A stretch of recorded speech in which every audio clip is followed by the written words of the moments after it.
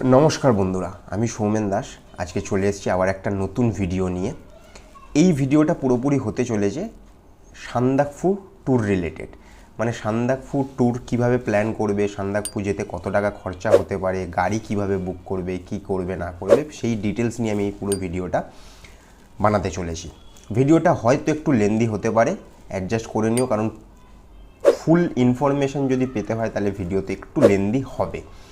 ধৈর্য ধরে যদি দেখো, আই থিঙ্ক অনেক কিছু ইনফরমেশান এই ভিডিওর মাধ্যমে পেয়ে যাবে। আর যদি কোথাও কোনো তথ্য আমার দ্বারা মিস আউট হয়ে গিয়ে থাকে তাহলে কমেন্টস বক্সে অবশ্যই আমাকে কমেন্টস করো, চেষ্টা করব আমি রিপ্লাই দেওয়ার।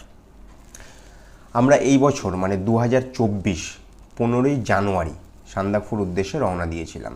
15 থেকে 18 তারিখ অবধি আমরা সান্দাকফুতে ছিলাম। তো সান্দাকফুর পুরো যে কিভাবে যাব, সান্দাকফুর পুরো এক্সপিরিয়েন্সটা আমি আজকে এই ভিডিওর মাধ্যমে তোমাদের সামনে তুলে ধরব। তো চলো প্রথমেই শুরু করা যাক যে আমরা সান্দাকফু, কলকাতা থেকে সান্দাকফু কিভাবে যাব। দেখো, কলকাতা থেকে সান্দাকফু যাওয়ার জন্য তোমাকে শিলিগুড়ি পৌঁছাতে হবে। আর কলকাতা থেকে শিলিগুড়ি পৌঁছানোর জন্য তোমরা শিয়ালদা থেকে প্রচুর ট্রেন রয়েছে, হয় ট্রেনে নালে বাই কার বা বাই বাস যেতে পারো। বললাম যে আমরা বাসে করে, কারণ বাসের এক্সপিরিয়েন্সটা কোনো দিনই করা হয়নি শিলিগুড়ি, এখান কলকাতা থেকে শিলিগুড়ির বাস। তো বাসে করে আমরা যাওয়ার কথা ঠিক করেছিলাম। বাস আমরা চুজ করেছিলাম সেটা হচ্ছে লোকনাথ ট্রাভেলসের বাস। লোকনাথ ট্রাভেলস ছাড়াও প্রচুর বাস রয়েছে, তোমরা রেড বাসের থ্রু দেখে নিতে পারো চেক করে। বাট আমি বলবো লোকনাথ ট্রাভেলসের যে বাসটা রয়েছে B11R, এই বাসটার টাইমিংটা খুব সুন্দর। এই বাসটা বিকালবেলা ওই 5:15 নাগাদ বোধ হয় করুণাময়ী থেকে ছাড়ে। কারণ কেন বললাম টাইমিংটা, কারণ আমরা বাসটা ধরেছিলাম হচ্ছে বাগুইহাটি থেকে। তো বাগুইহাটিতে বাসটা ঢোকানোর টাইম ছিল ওই 5:45। এই ঢুকে গেছে বাস, লোকনাথ ট্রাভেলসের বাস ঢুকলো। আলটিমেটলি মোটামুটি 6টা বাজতে যায়, ঢুকে গেছে বাস। এবার বাসের ভেতরে উঠে তারপর দেখাচ্ছি আগে লাগেজপত্র রাখি।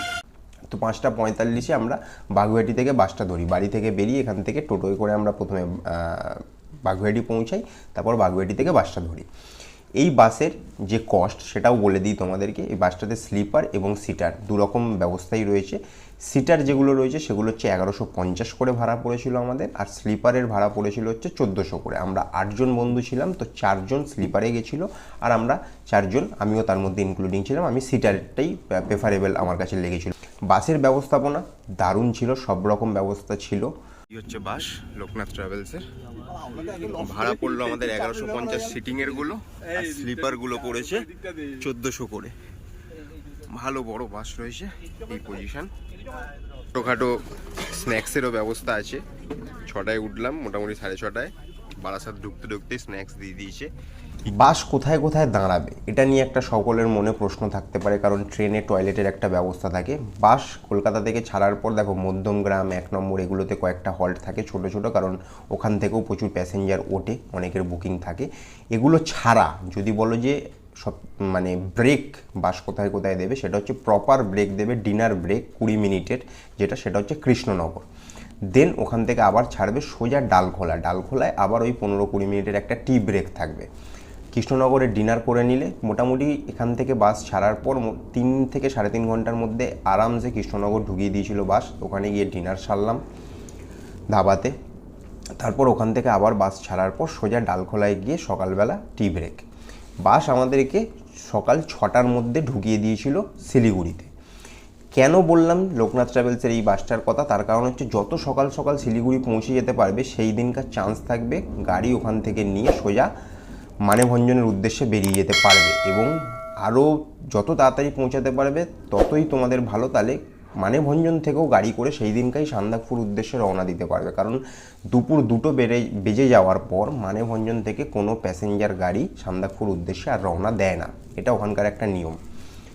জার্নি স্টার্ট হয়ে গেছে, পিছনে ওই যে গাড়ি দাঁড়িয়ে রয়েছে আমাদের। 8 জন উঠে গেছি একটা টাটার সময়তেই। শিলিগুড়ি থেকে স্টার্ট হয়েছে জার্নি। তো এখন রাস্তার অবস্থা দেখতে পাচ্ছি, চারিদিক পুরো কুয়াশা, কিচ্ছু দেখা যাচ্ছে না, কিচ্ছু ভিজিবল নেই, প্রচণ্ড কুয়াশা রয়েছে। জানি না ওপরে গিয়ে কী ভিউ পাবো কি না ভিউ পাবো, কাঞ্চনজঙ্ঘার ভিউ আই থিঙ্ক এরকম ওয়েদার থাকলে তো পাবো না। তো আমরা মোটামুটি 6টায় পৌঁছে যাওয়ার পরে একটা গাড়ি বুক করি, যেহেতু আমাদের 8 জনের গ্রুপ ছিল। তো সেক্ষেত্রে আমাদের শিলিগুড়ি থেকে মানেভঞ্জনের যে গাড়িটা সেটাই আমাদের পড়েছিল হচ্ছে 3,500 টাকা। এরপর আমরা মানেভঞ্জনে মোটামুটি 10:30 নাগাদ 10:30 নাগাদ মানেভঞ্জন পৌঁছে গেছিলাম। মানেভঞ্জনে গিয়ে প্রথম যে কাজটা, একটা ছোট্ট জিনিস বলে রাখি, অবশ্যই আধার কার্ডের জেরক্স কপি ক্যারি করবে, যেটা ওখানে লাগে আইডি প্রুফ হিসেবে। মানেভঞ্জন গিয়ে প্রথম যে কাজটা করতে হবে সেটা হচ্ছে ওখানে গাড়ি বুকিং, কারণ নিচের গাড়ি মানেভঞ্জন থেকে সান্দাকফুর দিকে যায় না। ওখানে কিছু স্পেশাল পারমিটের গাড়ি আছে, 4 হুইল ড্রাইভ যে গাড়িগুলো, সেগুলো হচ্ছে রেঞ্জ রোভার আছে, আর আদারওয়াইজ তোমরা বোলেরোও নিতে পারো, বোলেরোর অপশান রয়েছে। বাট আমরা ভেবে গেছিলাম হয়তো 8 জন বোলেরোতে উঠে যেতে পারবো, বাট ওখানে গিয়ে জানতে পারলাম বোলেরো 6 জনের বেশি প্যাসেঞ্জার ক্যারি করবে না। সো এখানে যেটা হলো সেটা হচ্ছে আমাদের দুটো ল্যান্ড রোভারই নিয়ে নিয়েছি, বোলেরো নিয়ে নিই। তো যেহেতু 4 জন করে বসতে হবে, তো আই থিঙ্ক ল্যান্ড রোভারে অসুবিধা হবে না। হ্যাঁ, জার্কিং হয়তো একটু হতে পারে, দেখা যাক, সেটা গিয়ে এক্সপিরিয়েন্স করবো। তো আমরা দুটো রেঞ্জ রোভার নিয়েছিলাম, সেক্ষেত্রে আমাদের ভাড়া পড়েছিল, আমাদের 2 রাত্রির 2 নাইটের প্ল্যান ছিল সান্দাকফুতে। তো প্রত্যেক গাড়িতে আমাদের পড়েছিল হচ্ছে 5,500 টাকা করে গাড়ি নিয়েছিল, আর নাইট স্টের চার্জ হচ্ছে আলাদা 1,500 টাকা করে। তো সেক্ষেত্রে দুটো গাড়িতে দুটো নাইটের হচ্ছে 6,000 টাকা, মানে 5,500 11,000 টাকা দুটো গাড়ির ভাড়া, আর 6,000 টাকা হচ্ছে নাইট স্টে দুটো গাড়িতে দিতে হয়েছিল। টোটাল 17,000 টাকা আমাদের ভাড়া পড়েছিল। 17,000 টাকা দিয়ে ওখানে বুকিং করার পর আরও কিছু খরচা আছে এন্ট্রি ফি, সেটা হচ্ছে সিঙ্গালীলা ন্যাশনাল পার্কে গাড়িগুলোর যে এন্ট্রি ফি সেটাও তোমাকেই দিতে হবে। তো সেই ফ্রি হচ্ছে এখনকার একদম কারেন্ট কন্ডিশন আমি বলছি, জানুয়ারি মাস 2024-এ সেই। क्योंकि इंडिया का रास्ता बहुत फर्क है, नहीं जाएगा ना उधर कितना करके जाना पड़ेगा, तो उधर 50। তো এখানে আর একটা এন্ট্রির জায়গায় ওখানে লাগলো হচ্ছে গাড়ির 480 টাকা করে পার গাড়ির, আর পার হেড এন্ট্রি হচ্ছে 200 টাকা করে সান্দাকফু ওঠার জন্য। ওটা এখানেই দিয়ে দিতে হলো। এই ফি দিয়ে আমরা যখন ওখান থেকে উঠলাম, ওঠার পর আমরা জানতাম না যে আমরা সামনে কি দেখতে চলেছি। তো আমরা যখন প্রথম গাড়ি স্টার্ট হলো মানেভঞ্জন থেকে চিত্রে অবধি যখন পৌঁছালাম, তখন ওয়েদার খুব সুন্দর ছিল। চিত্রেতে বেশ কিছুক্ষণ ফটো তোলাতুলি হলো, চিত্রেতে একটা ছোট্ট প্যাগোডা টাইপের রয়েছে। দেন ওখান থেকে গেলাম টংলুতে ওয়েদার আস্তে আস্তে খারাপ হওয়া স্টার্ট হলো, হালকা স্লাইট স্নোফলস স্টার্ট হলো। দেন টুমলিং ক্রস করলাম, টুমলিংয়েও ওয়েদার খারাপ ছিল, স্নোফল হয়ে অবস্থা হয়েছে এখানে রাস্তা। টুমলিংয়ে রয়েছে এই মুহূর্তে, স্নোফল হুড়ুর করে বাড়তে শুরু করে দিয়েছে, প্রচণ্ড স্নোফল হচ্ছে। আগের রাস্তা কী হবে জানা যায় না। পুকুরের গায়েও দেখো পুরো স্নোফল হয়ে রয়েছে, মাটিতে পুরো সাদা, এগুলো সবই কিন্তু স্নো। আর কালীপুকুরি ঢুকতে ঢুকতে ওয়েদার একেবারেই খারাপ হয়ে গেল, প্রচণ্ড রকমের মেঘলা, জিরো ভিজিবিলিটি, আর বৃষ্টির মতন স্নোফল স্টার্ট হলো। কালীপুকুরি 16ই জানুয়ারি 2024, এই হচ্ছে কন্ডিশান, মরসুমের ফার্স্ট স্নোফলস কালীপুকুরিতে, তার সাক্ষী আমরা। তারপরে রাস্তা আস্তে আস্তে স্নোতে পুরো ঢেকে গেল। তো গাড়ি কোনো রকমে আমাদের মানেভঞ্জন বলছি বিকে ভঞ্জন অবধি সেই দিনকা পৌঁছেছিল দুপুরে। বিকে ভঞ্জনে গিয়ে গাড়ির ড্রাইভার বলল যে আজকে আর গাড়ি এখান থেকে উঠবে না। তো অগত্যা 2 রাত্রির সান্দাকফুতে থাকার বদলে আমাদেরকে বিকে ভঞ্জনে 1 রাত্রি স্টে করতে হলো। এবার আসি বিকে ভঞ্জনে স্টের কস্ট কী পড়েছিল। আমাদের কোনো হোটেল আগে থেকে বুকিং ছিল না, তো কোনো রকম আমাদের চার্জের কোনো চিন্তা ছিল না। তো ওয়েদার যেরকম হয়েছে সেরকমভাবেই আমরা প্ল্যান করলাম আমরা বিকে ভঞ্জনেই নাইট স্টে করবো। তো বিকে ভঞ্জনে আমরা একটা ডরমেটারি রুম পেয়ে গেছিলাম, ওদের নামটা আমার ঠিক মনে নেই, কার্ডও নেই, কারণ অ্যাকচুয়ালি ওটা প্রপার কোনো হোমস্টে না, অ্যাকচুয়ালি একজনের বাড়িতেই ছোটো করে একটা রুম করা ছিল, ডরমেটারি রুম, যেখানে ড্রাইভাররা কোনো এমার্জেন্সি পারপাসে আটকে গেলে থাকে রাতে। তো ওরকমই একটা রুম পেয়েছিলাম আমরা। তো 5টা বেড ছিল, যেটা আমাদের জন্য সাফিসিয়েন্ট ছিল, 2 জন করে একটা বেডে, আমরা 8 জন ছিলাম। তো ওখানে আমাদের পড়েছিল 1,000 টাকা করে উইথ ফুডিং অ্যান্ড লজিং। এটা ছিল আমাদের ওখানের প্রথম নাইট স্টে। ওখান থেকে নাইট স্টে করে প্রচণ্ড ওয়েদার খারাপ হয়ে গেছিলো সেদিনকা। পরের দিন সকালবেলা উঠে দেখলাম চারিদিকে পুরো বরফ জমে। বিকে ভঞ্জনে আমাদের সেকেন্ড দিন সকালবেলা, এখন মোটামুটি 7:30 বাজে, সকালবেলা উঠেছি। কালকে তো বরফ পড়ে পুরো আটকে গেছিলাম এখানে। সান্দাকফু বেরাবো এবার ব্রেকফাস্ট করে। বাট এখন চারিদিকে সিচুয়েশান খুব খারাপ, চারিদিকে জল ফল, পাইপলাইনের জল পর্যন্ত বরফ হয়ে গেছে, যত জায়গায় যা জল সব পুরো জমে বরফ।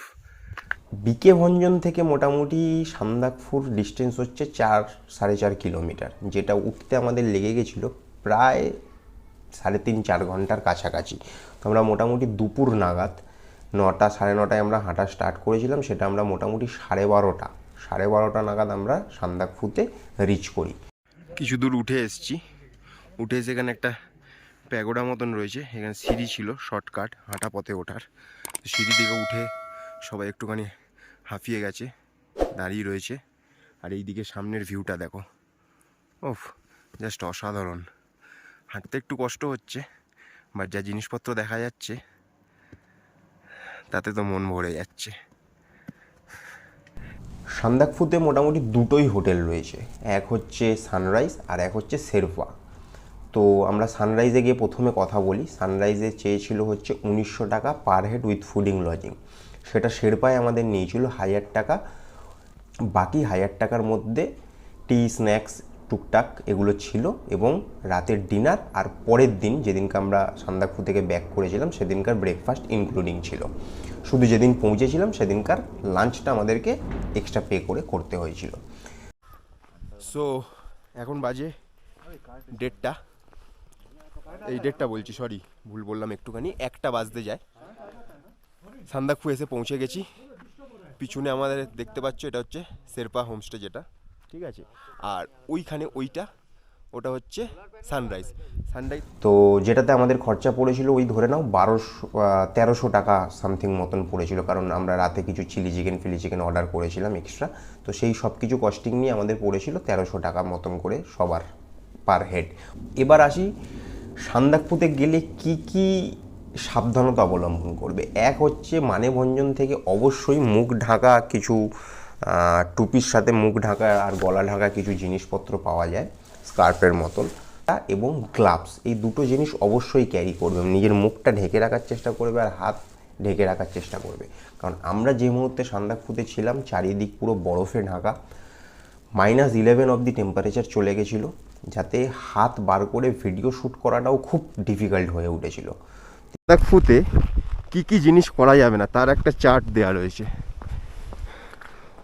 এখন আমরা যেই জায়গাটায় দাঁড়িয়ে আছি এখানটা থেকে পুরো সান্দাকফুটার একটা ভালো ভিউ পাওয়া যায়, একদম কোণে এখানে শেরপা, আর ওই বিল্ডিংটা ওটা হচ্ছে সানরাইজ। এইখানে আরেকটা হোটেল রয়েছে, হোটেল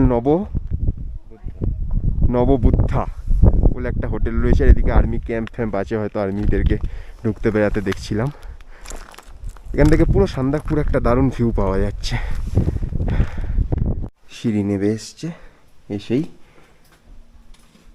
ফার্স্ট ফ্লোরে এই হচ্ছে রুম, ডরমেটারি রুম ছিল, 4টে বেড, এখানে একটা এখানে একটা এখানে একটা আর ওই একটা, 4টে বেড, 8 জন ছিলাম, একদম পারফেক্ট, 2 করে। চারিদিকেই ভিউ রয়েছে, বাট কাঞ্চনজঙ্ঘাটা এই সাইডে না, কাঞ্চনজঙ্ঘাটা ওই সাইডে, বাট এদিকে সবকটাই ভিউ রুমই আছে মোটামুটি, মানে চারিদিকে কোনো দিক থেকে ঘেরা নেই, চারিদিক থেকে ওপেন আছে। হোটেলের রুম থেকে সকালের ভিউ মোটামুটি 6:30 মতন বাজে। ওই হলো কাঞ্চনজঙ্ঘা, এই পকেটে রয়েছে, আর ওই দিকে দূরে কোণে এই যে প্যান্টের ডান পকেটে, এদিকে সূর্য এখনো ওঠেনি।